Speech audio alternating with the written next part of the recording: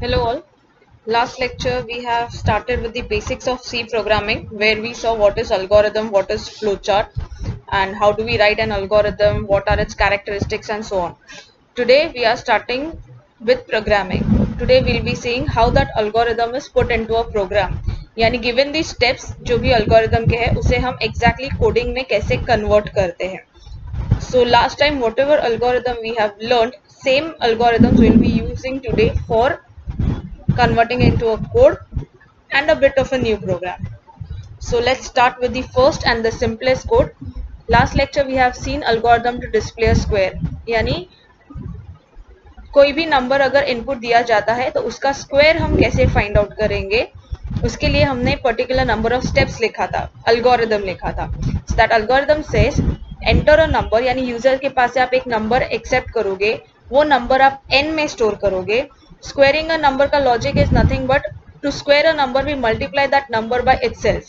So because we are storing that value in this variable, so when you write n into n, it means n के पास जो value है आप वो number को वही अपने आप से मल्टीप्लाई कर रहे हो. So you are multiplying that number by itself. So n into n किया, जिसका रिजल्ट हमने a में स्टोर किया. We are printing a and then we are stopping that algorithm.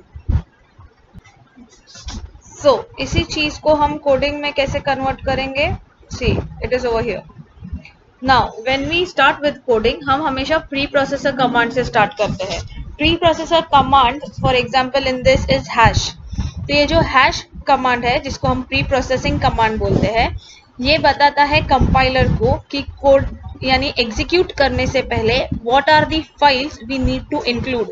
That is nothing but the header files. तो अपने पास दो header files होती है. एक होता है standard input output header file, that is called as stdio.h. दूसरा होता है conio.h, that is console input output. अब ये जो standard input output header file है, दिस वी नीड क्योंकि हम काफी सारे स्टेटमेंट्स प्रिंट करते हैं और काफी सारे वैल्यूज एंड स्टेटमेंट्स हम यूजर के पास से एक्सेप्ट करते हैं. तो वो आता है printf scanf से. तो ये अगर ये फंक्शंस हमें यूज करने हैं, standard input output header file उसके लिए लगेगा. Console input output header file हम इसके लिए लेते हैं ताकि जो भी अपना स्क्रीन है, जो भी अपना मॉनिटर है, उस पे वैल्यूज एक्सेप्ट करने के लिए हो, वैल्यूज प्रिंट करने के लिए हो, तो वो स्क्रीन पे करेक्टली प्रॉपरली डिस्प्ले भी होना चाहिए और वो एक्सेप्ट भी होना चाहिए इसके लिए. So when you write hash include, it determines the compiler that hash मतलब pre-processing, which means before starting the main code, include these header files for the given program. So ये इसीलिए ये दो लाइन का होना बहुत जरूरी है. Void main, main is a function. Her programming में एक मेन फंक्शन होता है and only one main function. उसके अलावा आप जितने भी फंक्शन चाहिए वो लिख सकते हो, that will continue in chapters ahead. But हर प्रोग्राम में सिर्फ एक ही मेन फंक्शन रहेगा और जो भी प्रोग्राम कभी भी एग्जीक्यूट होता है, all the programs will execute from main only. यानी जो भी प्रोग्राम का एग्जीक्यूशन स्टार्ट होता है वो हमेशा मेन फंक्शन से होता है. Void is a return type.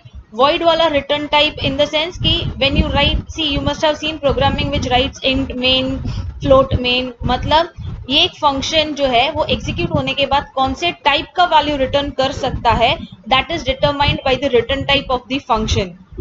But if we have a function which is only executing and printing the result itself and it is not returning any value to any other function, यानी जैसा ये main function है ये हमेशा execute होता है, ये main function कभी भी किसी और को वैल्यू पास नहीं करता है, इसीलिए हम void लिखते हैं. void का मतलब होता है कि ये जो फंक्शन है उसके आगे void is a return type which symbolizes that the function ahead is not returning any value to anyone. इसीलिए हम वहां पे void यूज करते हैं. Next we start with int n square equals to 0, यानी ये दो वेरिएबल हमने लिया हुआ है. Now when you write int n, इसका मतलब है कि ये जो n वाला वेरिएबल है it is of integer type, which means you can, it can accept or say you can input only integer values in it.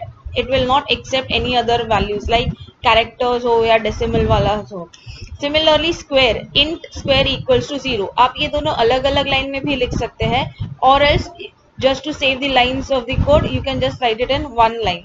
Square equal to 0 मतलब ये गार्बेज वैल्यू प्रिंट ना हो, कोई भी प्रॉब्लम ना हो, इसके लिए हम सिर्फ इनिशियलाइज करके रखते हैं. ऐसा कंपलसरी नहीं है, but if you want you can. So this lines mean that I am declaring two variables n and square of integer type. So n will hold a value of integer type and similarly square will hold a value of integer type. CLR SCR is nothing but clear screen function.